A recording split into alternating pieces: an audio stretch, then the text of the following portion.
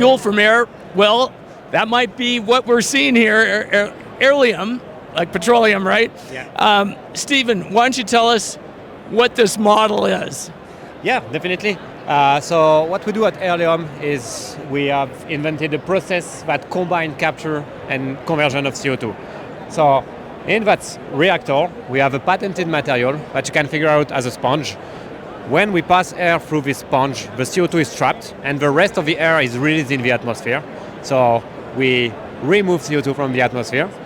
Once we have enough CO2 in our sponge, we do inject hydrogen, we heat up the reactor, and we perform directly the transformation of CO2 with hydrogen at the surface of this sponge. And out of it, we make methanol, which can be used as a fuel for shipping industry, for example, but also as a feedstock for sustainable aviation fuels. Yeah, and so that's huge for aviation, right? Because they just use new fuel, right? Yeah, definitely. With our methanol, they can make fuels, jet fuels, which is more or less almost carbon neutral, so reducing about 90% of CO2 emissions compared to a traditional jet fuel. And it's a very clean fuel, right? The burning of it. Yeah, it's really clean. If you take the methanol only, for example, in ships, when you burn the methanol, there is no NOx, there is no SOx, so it's really clean burning fuel. And from a ship perspective, it's pretty easy to use it in an existing burner?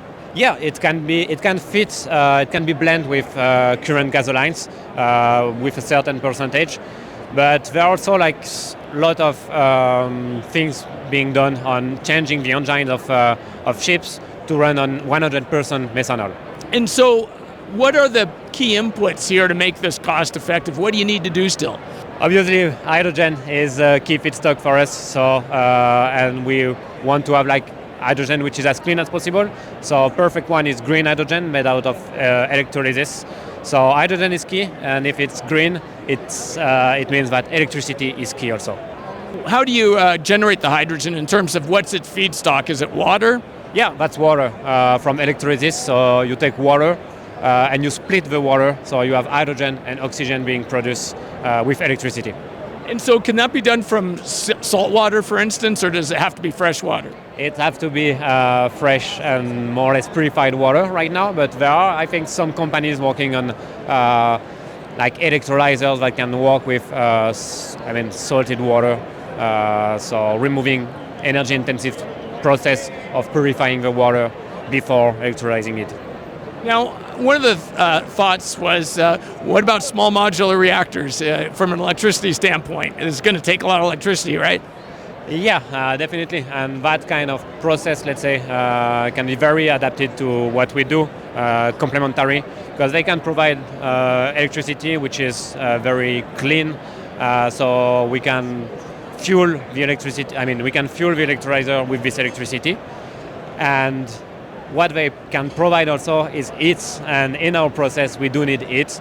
So we can use the waste heat of the small modular nuclear reactor and their electricity to run our entire process. So that's why we can, combining these two industries could make the perfect relation and like the full cycle of producing e-fuels.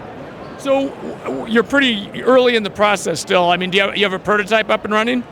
Yes, actually the size you are seeing here is what we have in our lab to make R&D, so optimizing our materials conditions. But we did scale a bit that reactor. Right now we are commissioning a reactor which is human size, so a bit more than 1 meter length, and producing about 100 kilo of methanol per month. And so when you get to production, how big are you talking about to create what you need? At the end, what we target is let's say production plant that will be around 100,000 tons of methanol per year. That's the target, and that's more or less what is done right now in the industry. So that's our targets for 2030.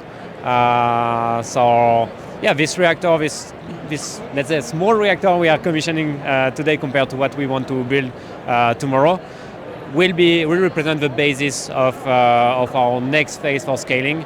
And we do have like a modular approach, so it's more or less like Lego. So once we reach our final modular size, then we just need to replicate, and we will be able. That's why we will be able to reach full capacity, so 100,000 tons per year by 2029, 2030. And so do you see this as licensing your technology to the big refiners and so forth? Yeah, that's the plan, because at Aerleum what we want is having the highest impact possible. Building this kind of plant is a lot of money. So we could say, okay, we just build plants, but we will be able to build like only one plant every 10 years because it's really costly. So our plan is really going to demonstration with few thousand tons per year. And once we reach these steps, the idea is to start licensing our technology to these big groups. So it can be like chemical industry, refineries, and they will be able to, and build plants more or less everywhere in the world. And then we could have like the highest impact possible. Excellent. Well, Steven, I appreciate your time and good luck on this venture. Thank you so much.